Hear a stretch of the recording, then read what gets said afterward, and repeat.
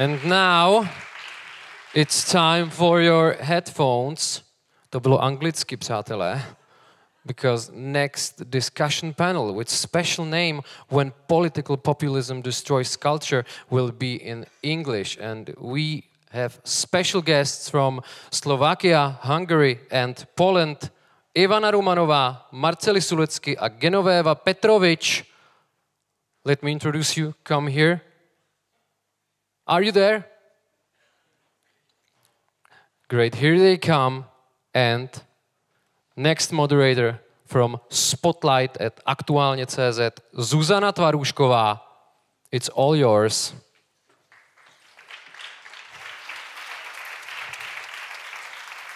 Thank you.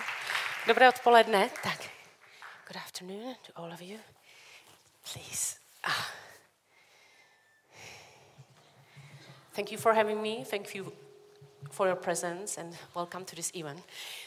And I would like just introduce shortly the special topic and our discussion. Our discussion will focus on the influence of political populism on culture in Central Europe. We will discuss how political populism exploits culture to achieve its goals, with a special focus on Slovakia, Hungary, and Poland. Ivana Rumanová, she is a cultural anthropologist and curator, and she's representing Open Culture Platform. Genovéva Petrovits, she's a film producer representing Kino Alfa also, thank you.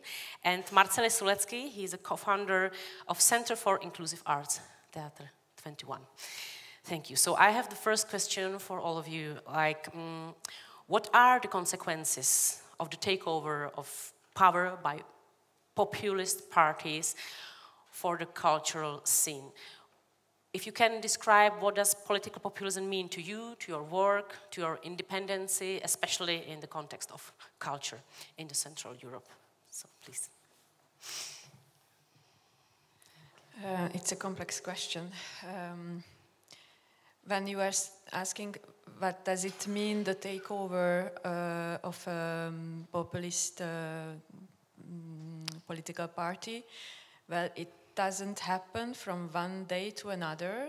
Sometimes there are very quick decisions nowadays which have concrete bad effects and bad influences on our daily work, on the work of people who work in culture. But for me, which I see around us, that all people who work in culture are very frustrated because we have the feeling that we do a constant fight against within really bad conditions and against decision makers, against politicians, while we really think, and I think I can say it for the other cultural workers in Hungary, that we are very open to work hand in hand with politicians, and if there are new intentions, or because we can say that there are people who were voted, so they have the legitimacy to be there. Mm-hmm. So it doesn't mean that they should force us to do something which please their taste. I think if it could be a discussion from a very beginning, there could be better and more human transition and more human outputs, something like this, if it makes sense. Okay, yeah, thank you. Please, Marcel. So in Poland, since 2015 to 2023, party Law and Justice ruling the country. So the changes were rapidly, really very quickly. Firstly, our populists are anti-democratic. It means that they are centralized policy.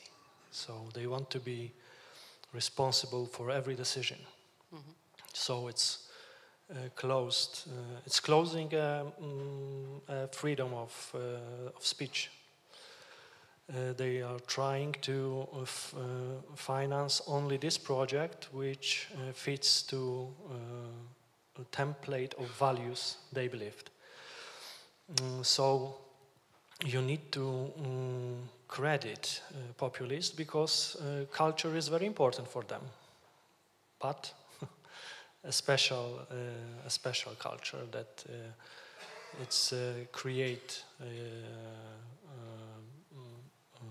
political history, defend traditional values, and yeah, I can say that. Yeah, that thank you. it's very important for them. Yeah, thanks for your answer. Yeah, maybe I will play the devil's advocate. Yeah, with the echo. Better. It's okay? Yeah? I hope it's fine. Yeah, the echo go ahead. just contributed to this. I think that populism on its own doesn't necessarily have to be, doesn't necessarily have to have a negative connotation. It's the way the very authoritarian, alt-right or extreme-right politicians are using populism to get power. But at the core of this term, there is an interest and care for people, for populations that are marginalized, not heard, not visible enough. And I think this is something we should take over because we feel desperately also within the fight of open culture in Slovakia that we need to find the language that would be able and willing to speak to people behind our bubbles.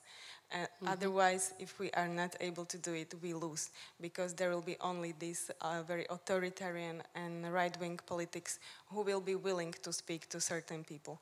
And we need to contradict this actively, I think. So if Jonas Stahl is speaking about appropriating propaganda for emancipatory or egalitarian tools and means and aims, we should do the same with populism, I think, to appropriate it for emancipatory aims. Yeah, of course. It's true what Ivana said, because before the election in 2015, this Law and Justice Party, they didn't say we nominate our directors of theaters, we forbid some kind of culture and so on. They make an economical promise to the nation. And we need to remember that in Poland, for example, the elite was rather liberal. So they promise, for example, that they help families and give money for every child. We were one of the last country in Europe to have this program. And they made it in, I think, in the first 3 months after they won the election. So people thought they are trustworthy. Mm-hmm. It's a surprise for us because we didn't think that politics can be like that. That's why they built some relations, some trust between their voters. Mm-hmm. And maybe I will say later how it collapsed. Okay. If we can be maybe more concrete, so how has the rise of populist politics affected the cultural landscape in Slovakia? We have seen one significant example. Can you give us more specific examples of culture suppression? Many more examples. We have just recently published a document mapping all the problematic steps Ministry of Culture has taken within 1 year that they are in power, and it has 80 pages already. But I will try to sum it up and just to pick some most important lines. A friend of mine called their strategy as Orban on speed, and I think it's very telling because what, for instance, in Hungary, some reforms took years, they did it in 1 year without any problems, which also contributes in much stronger resistance, I would say. But to be concrete, first they proposed legislation changes, so they changed the law about museum and galleries, about art council and audiovisual fund, which are the main mechanism of redistribution of public money in the sector of independent culture, and they changed the law about public broadcasting media. We tried to fight a lot. We published or presented public comments, which is a possibility to enter the legislation process. They ignored completely everything. They passed the changes the way they wished. Then they realized the personal changes, some of them were mentioned already, but before dismissal or before they dismissed the directors of National Gallery, National Theatre, they also dismissed the directress of Bibiana, which is a house of programming for children. They cancelled Kunsthalle as an independent institution at all. They dismissed also the director of National Museum, and director of Heritage Office is expected to be dismissed. It hasn't happened yet, but it will for sure. So the personal changes are important factor, but it's not only the changes in the top management positions. They are currently going to dismiss 470 employees of the cultural institutions all over Slovakia.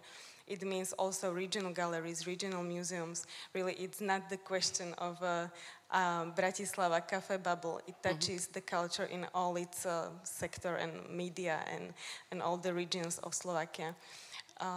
I'm speaking so for too long. The list is long. Yeah. No, thank you for the examples, because now we can see in the reality Hungary has seen significant political changes under populist governance.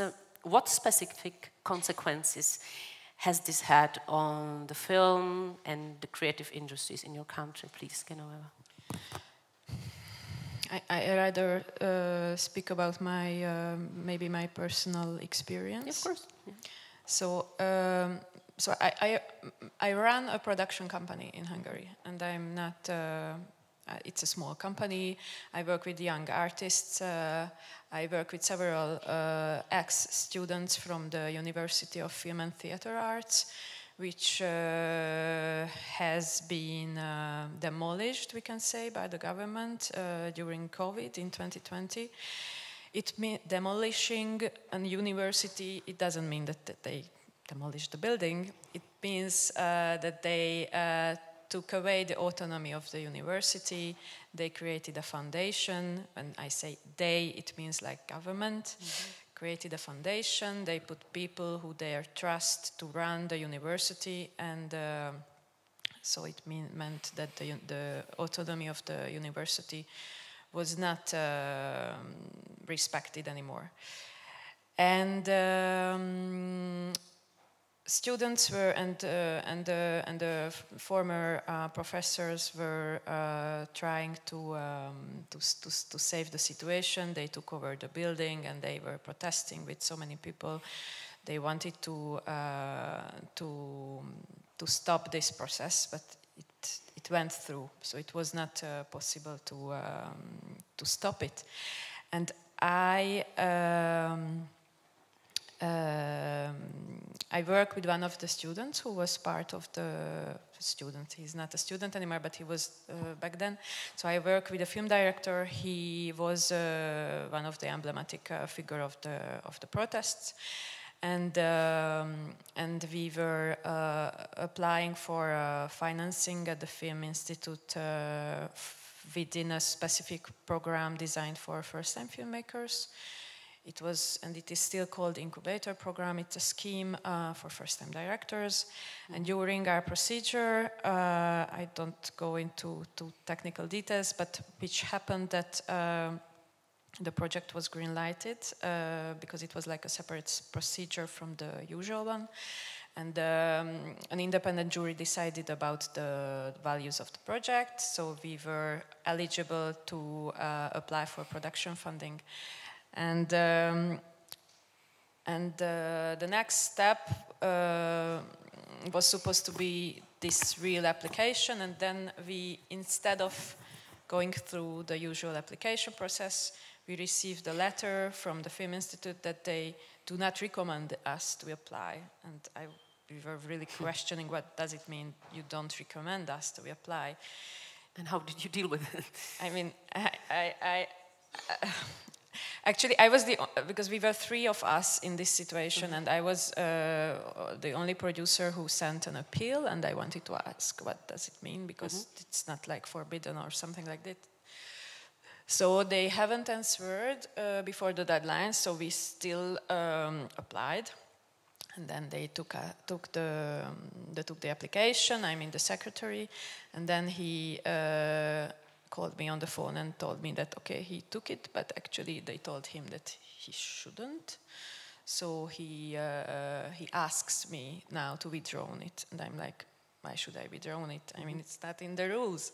So, it's like, I'm just telling you this example that I had to do this personal fight in order to save the project of the director, in order to save, and in order to be, to respect the rules also, because the rules were like this.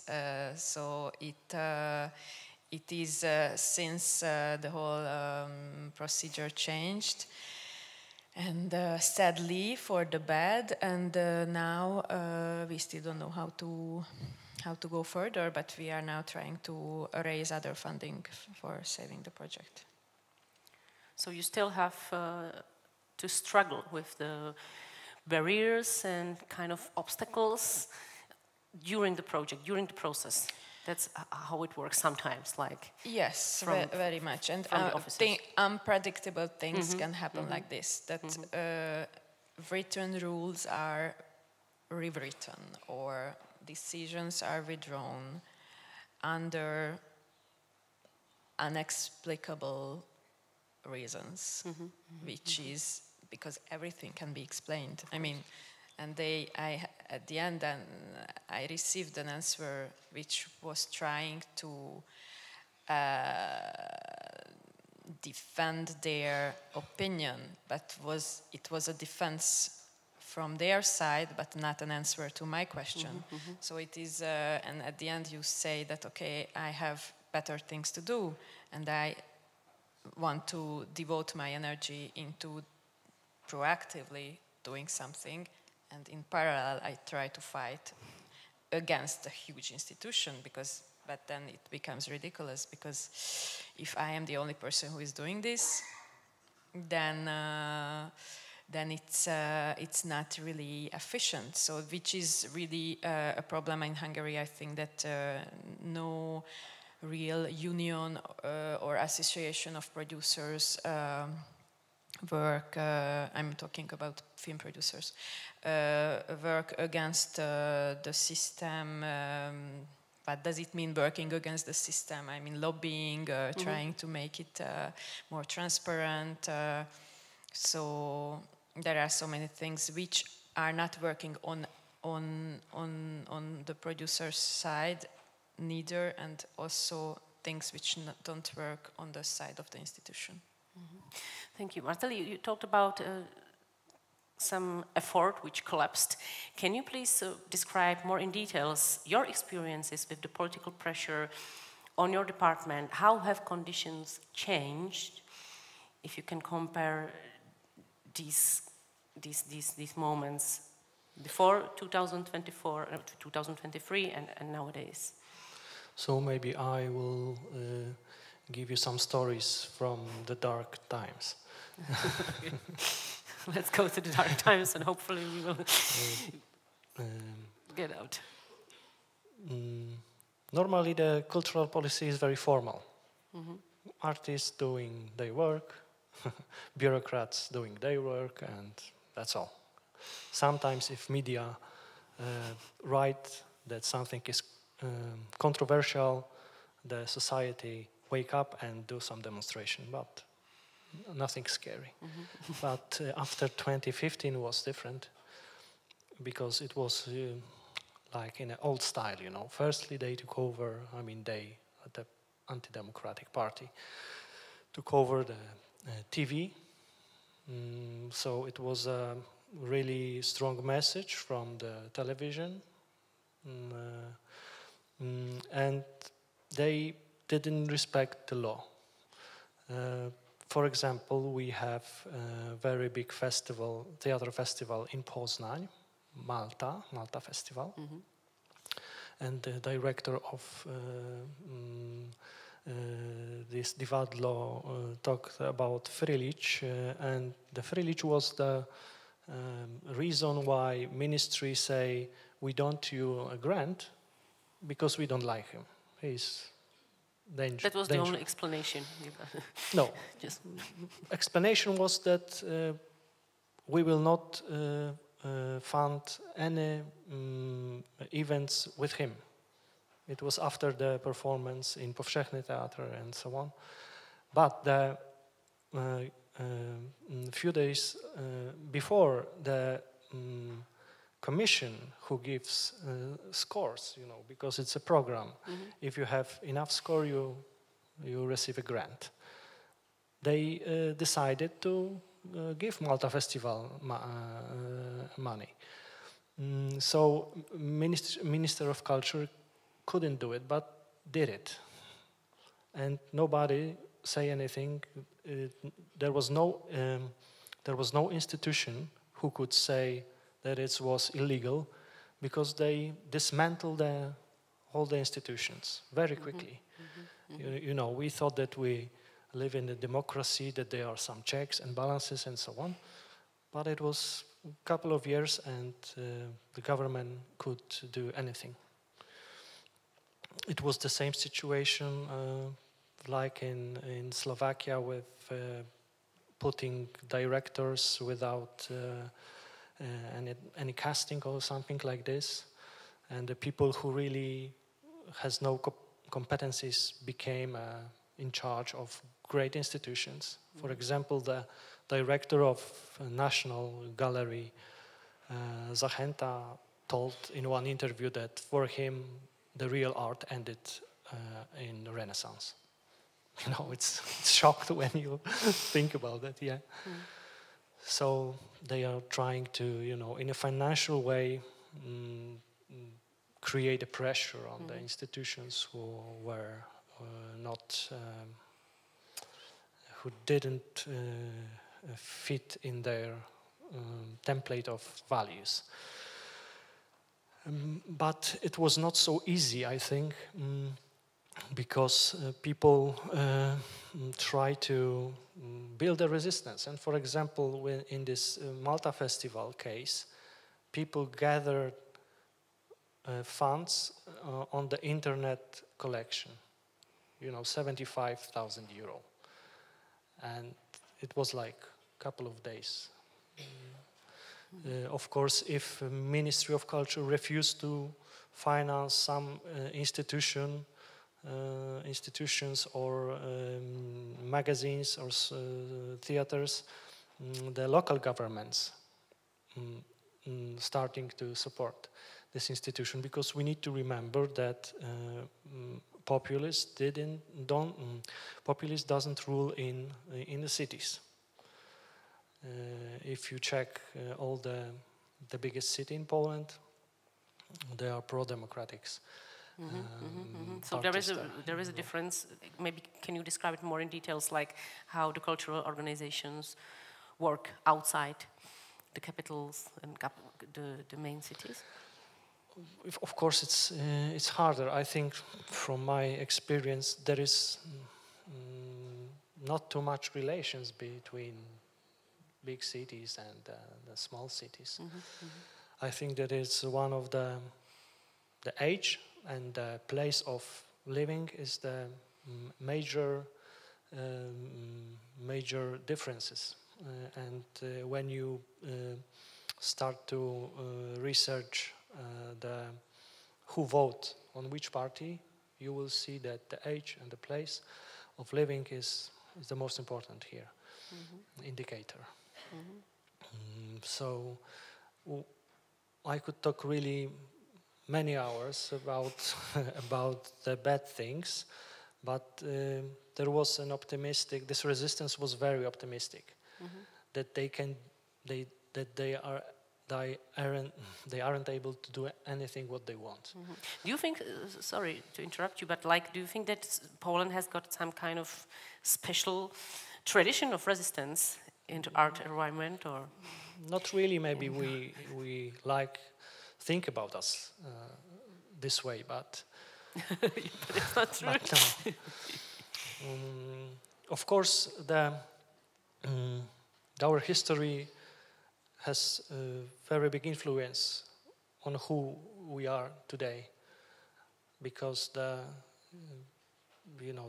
topic of the world wars, communistic times, and resistance is still in a public space. So it's nothing new for us. We are talking about this, creating artistic works, discussing the different perspectives.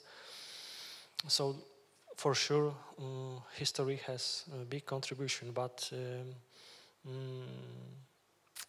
to show the other side of the situation,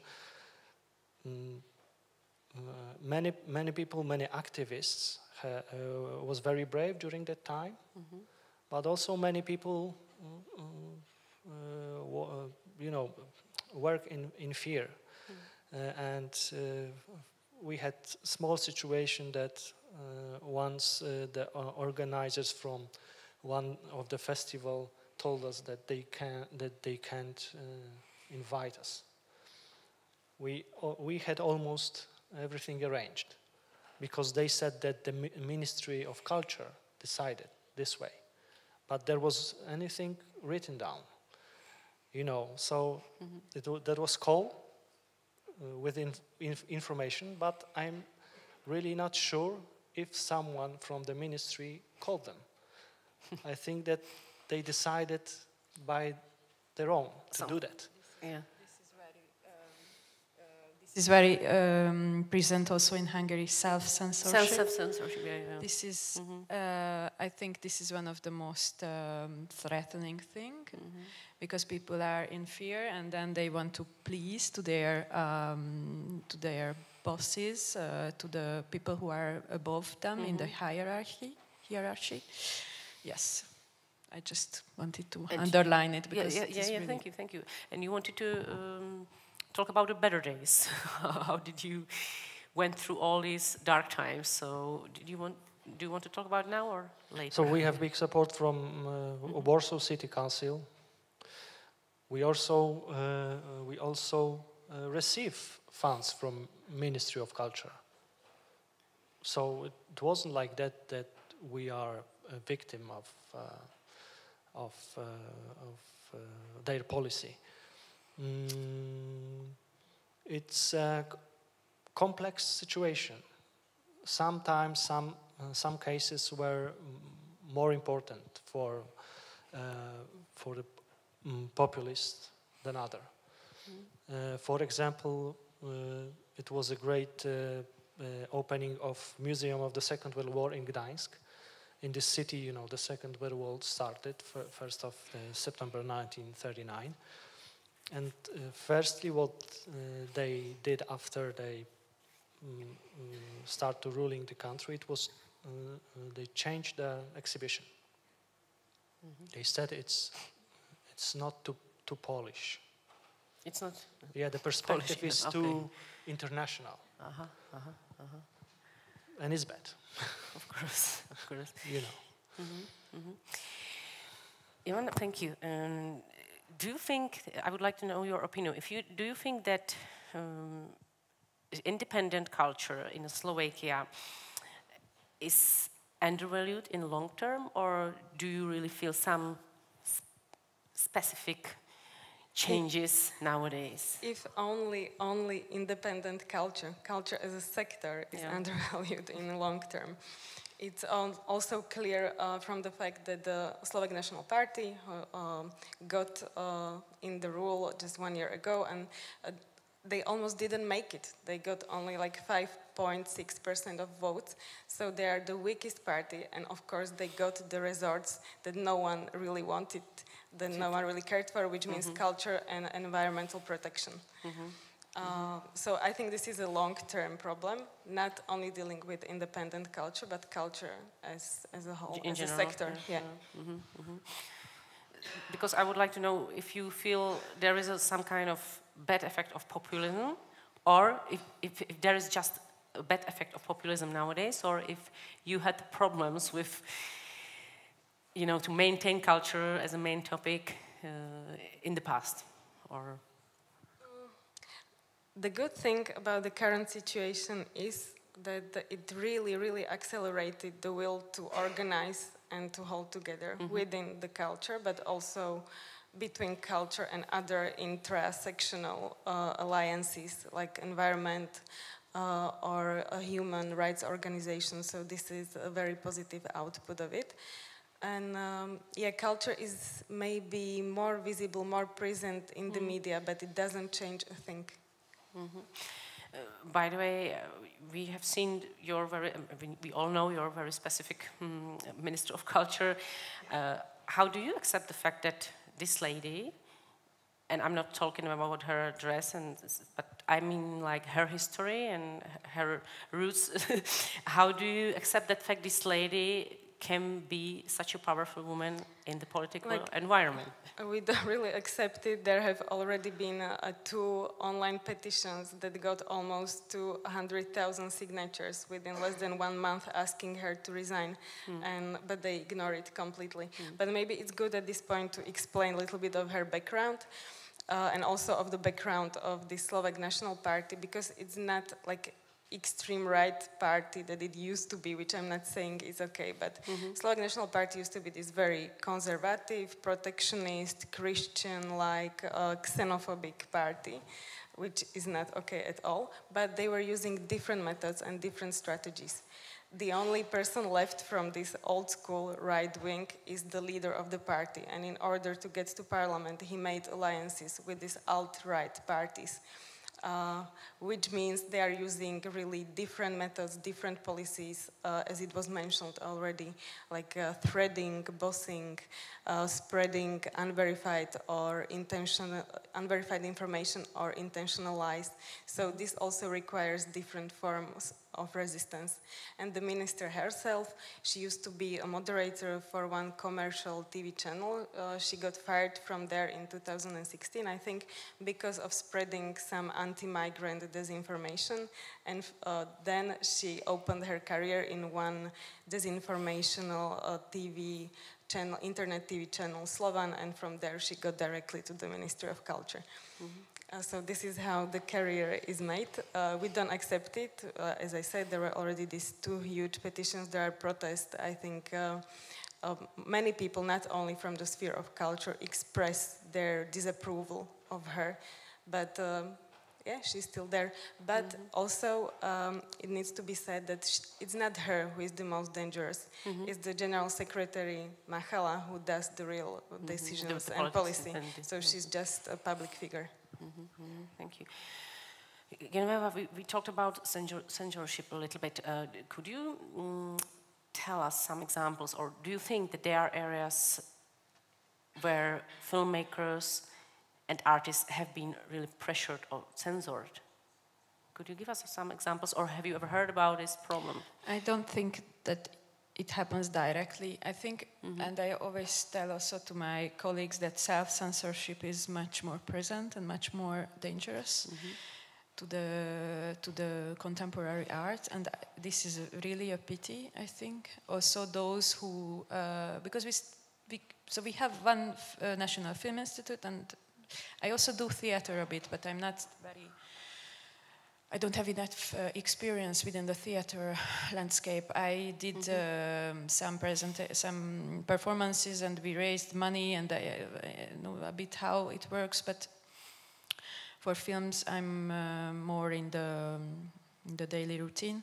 So people, and artists and filmmakers and newcomers and old people also, when they create their scripts, their stories, they want to please to the Film Institute, which is not good. I think this is really the worst thing which can happen, and they are still not supported.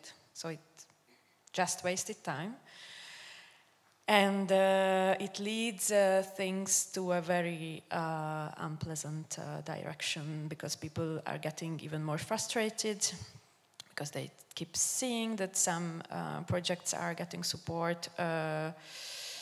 But especially, I really would like to dedicate some time to do some exact data about production companies, for example, who are getting the most of the supports, because the problem is not that the problem is not the lack of money or lack of financial resources. There is so much money, and sometimes I think that this is the problem as well, that there is money which is given to projects which are in harmony with the ideology, with the God, with family, with the nation, with the fatherland, motherland, I don't know how we say it, la patrie, the patrie, you know, which is, which are not, I mean, it's not like art or scripts or books can be made with these recipes. I mean, it's not a recipe, but sometimes it shouldn't be the main focus, like yeah. No, so censorship, it's more present like this. But it's in the people think. I think that there is censorship. I'm working on projects with international partners, and I've been doing an interview with French people recently. And during the interview, they asked me if we will be able to screen the film in local cinemas, and I said, of course. I mean, this is not that bad. We can. Once you make the film, it's not going to be forbidden. But I was very shocked when this question came to me during the selection interview, because I thought that, we have a bad image. I mean, the country has a bad image in the European cultural institution or cultural decision makers' eyes. Do you think that Hungarians artists are isolated from global culture exchanges? Well, again, from the filmmaking perspective, the film financing works, it's about a lot of money, of course, doing films with big budgets and co-productions. The nature of the co-production works like this. First, you raise the money within your country, and then you go and you try to complete it with other resources. But when you don't have your national film institute behind you, this is very difficult to convince foreign partners to get on board, which is understandable. The risk is higher. The stake is very big because you have to convince them that you will be still able to make the film and you will create something quality. But quality in a film is very expensive because you have to pay so many people to work and create the production design, etc. So I think in that sense we are isolated, but of course there are big names who can still do co-productions and smaller artists. I think it depends on the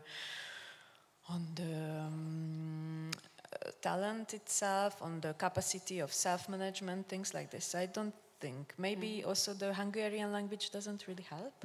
It's really not easy one. But it's another question. Of course. But you talked about bad reputation of your country. How is important, it's a question to all of you, the EU membership in this context? So maybe I will answer first, because we, during this period of populist time, we had a problem with EU, because if you make some illegal decisions and if you're changing the law against EU treaties, you know that someday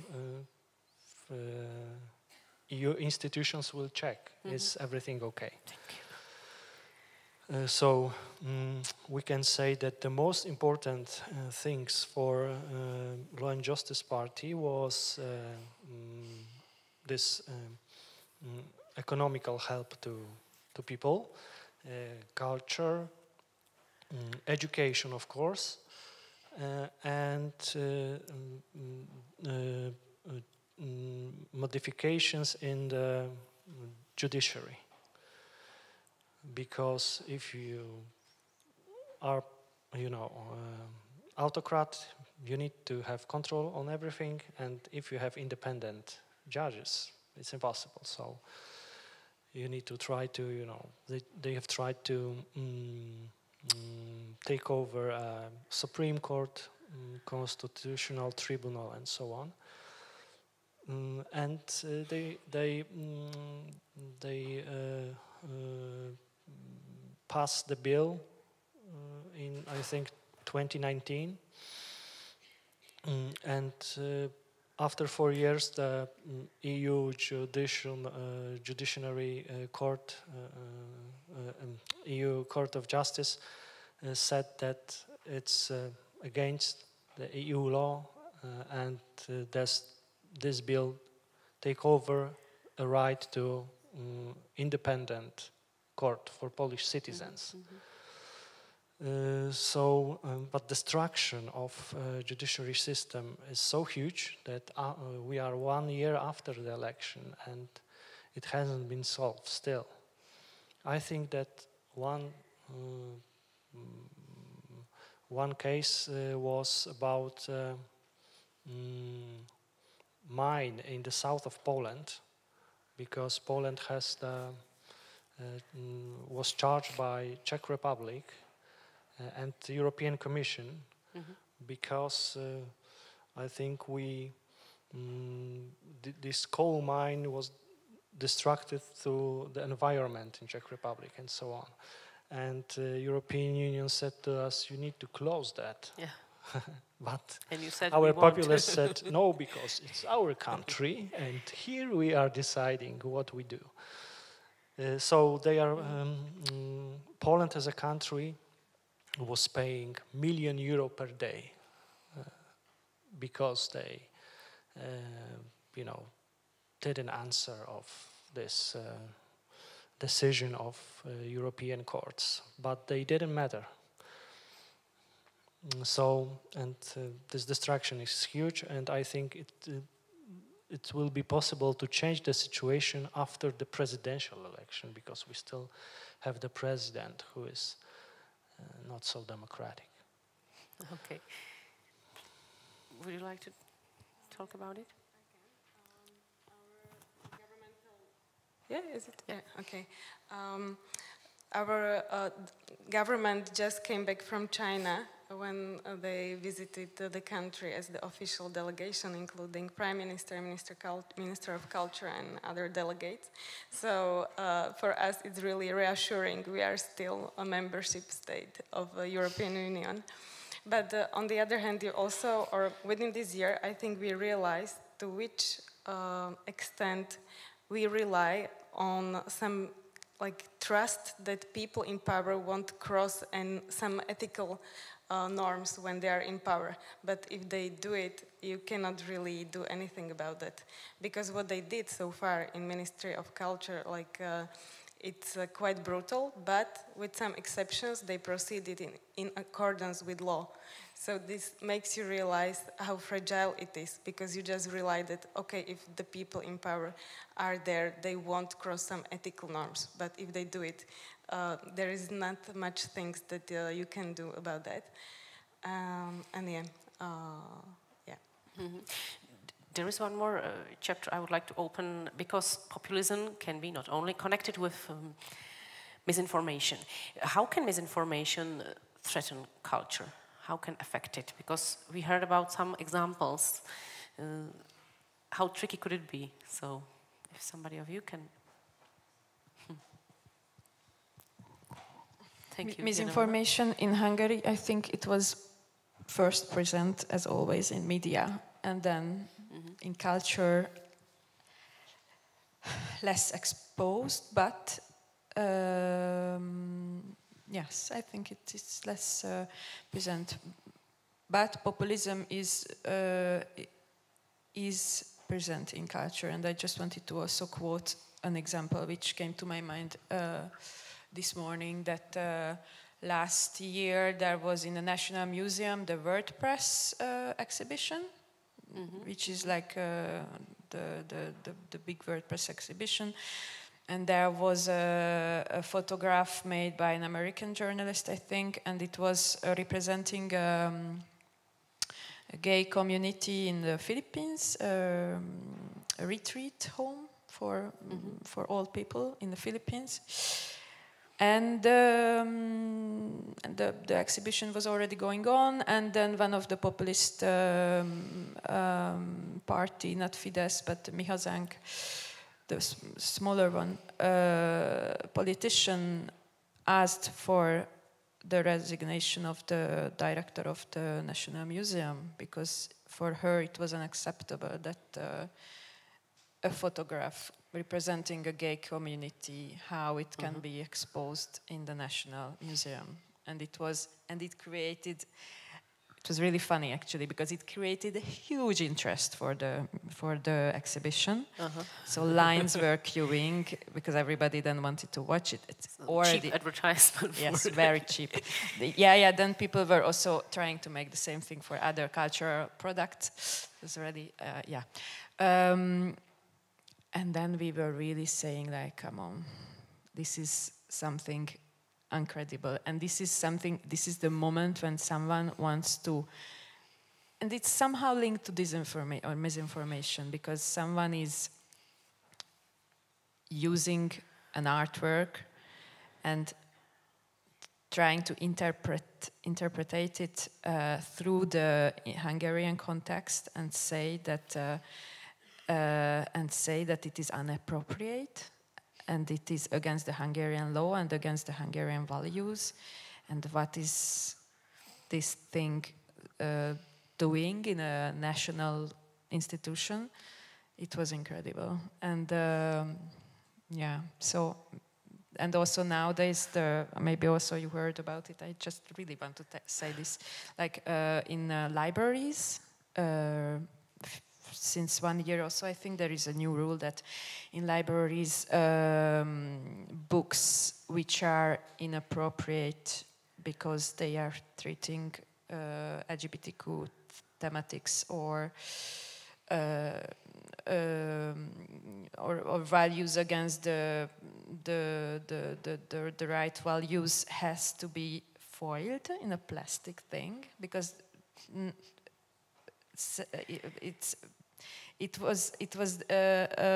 this decision was taken because they wanted to protect children again. So it was and that also again this is misinformation, because they say that we put an extra plastic bag on this book because we want to protect children against facing the content in the book.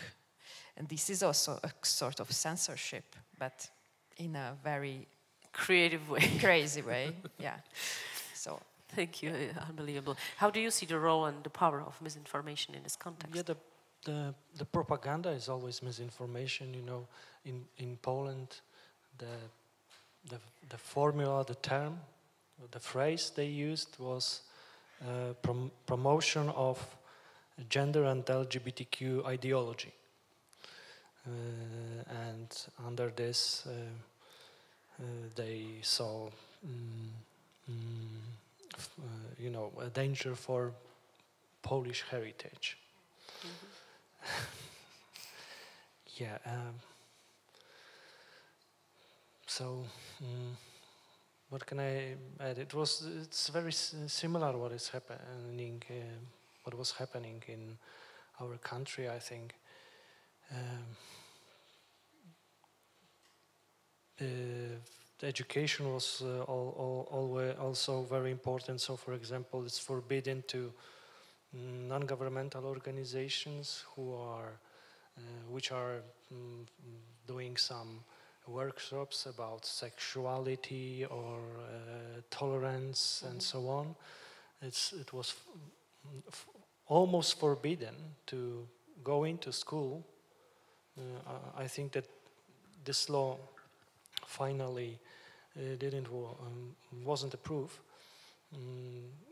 but because the president didn't sign this bill, but they wanted to left the decision of which organization can get into the school to the curator, which is the one person in we can say in the region. So Minister of Education nominee one person for every region to coordinate educational policy, and this person could say no for every school which want to organize some, event. That's the level of control. I want to tell something about my company, Center for Inclusive Arts. In the Theater 21, most of actors are people with learning disabilities.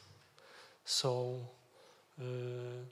for us, it was always a political statement when our actors, our artists, staying on the stage and doing a performance and so on, because it was always a story about not only about disability or even about this person, but it was wider, something wider. Because every one of us is a member of one or other minority. So this is the message. And when we opened Center for Inclusive Arts, I think 2 years ago, we trying to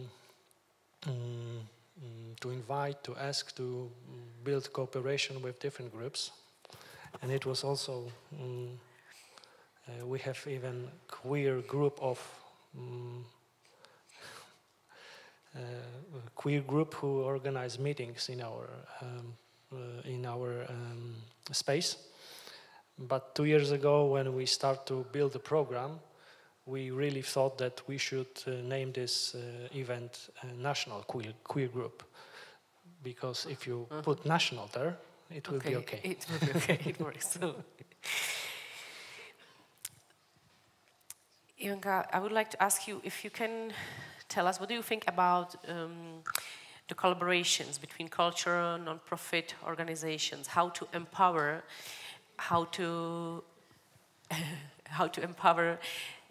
the resistance to populism? We can observe some effort in Slovakia. So what do you think? What works? Well, yeah, you can observe some efforts, but as you also can observe, it didn't have much results yet. So I don't know if I'm the right person to give advices here.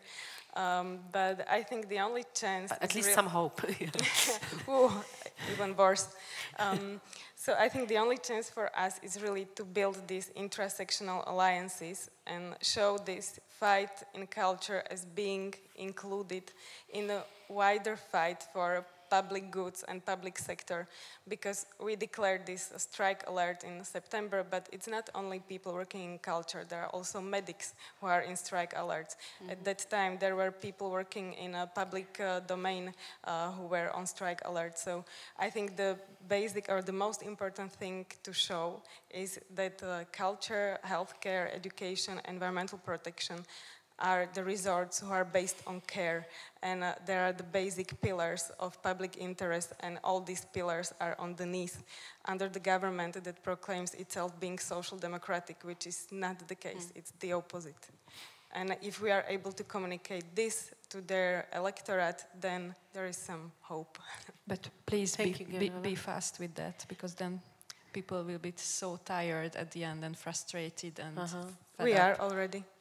Yeah, I mean, this is what we see in Hungary. That maybe at the beginning, it was yes, we have to do something. Yes, and then just people are so fed up. You have some advice? Do you have some advice? Yeah, how to deal with it? Yeah.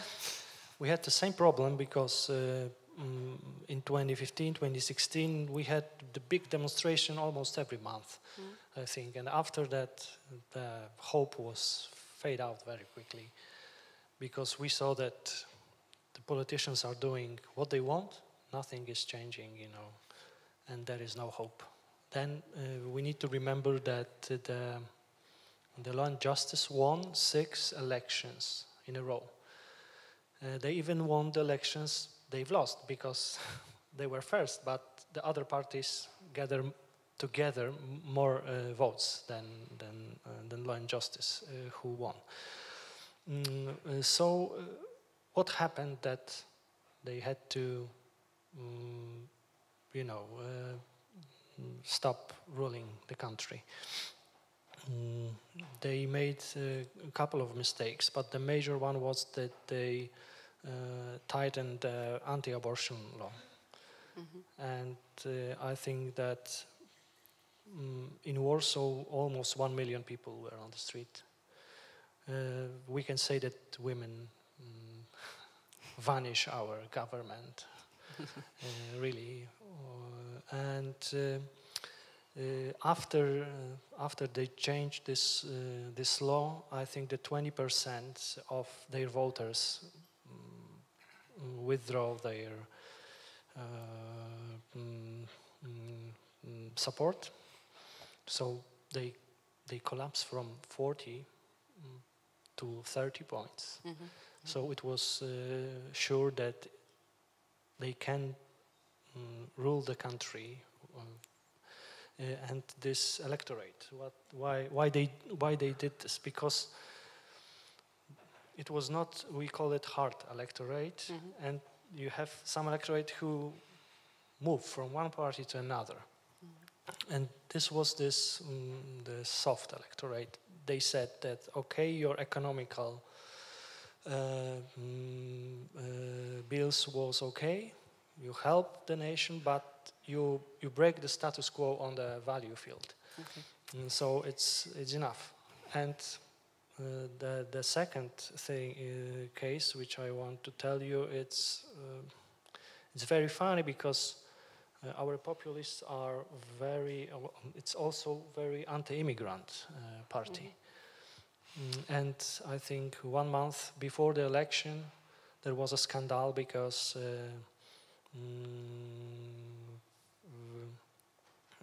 the people saw that they giving visas to people from Asia and Africa without any control, because they are making, the bureaucrats from their party was making money on this. I understand.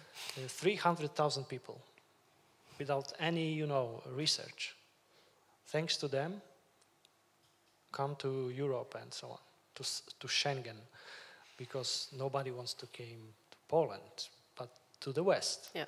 And it was easier to make it in this way through Polish embassy or consulate than through the Western embassies. So people saw that the image they want to create is not true. Okay, thank you. The last question is, what keeps you going, and not giving up, despite all the barriers and obstacles you have on your way? I don't know. You don't know? Sometimes you ask yourself. Yes, I ask myself a lot if I should stop producing new things I'm working on, and I should concentrate on building communities with the existing artworks I have access to, and put my energy into, I don't know, just building communities and showing what we were or what other peoples I like and represent value should appreciate. I mean, finding communities and showing them artworks which are representing values, and I think there would be a great appreciation, and there would be then education in it, raising awareness about values. Yeah, I think this is something which has to be done, and a lot of energy has to be dedicated to that. Okay, let me give you one little advice. Follow your heart, never give up. And thanks for being here. Thanks for your inspiring words to all of you. Genovéva Petrovits, Marceli Sulecki, Ivana Rumanová. Thanks for being here. Thanks for your attention.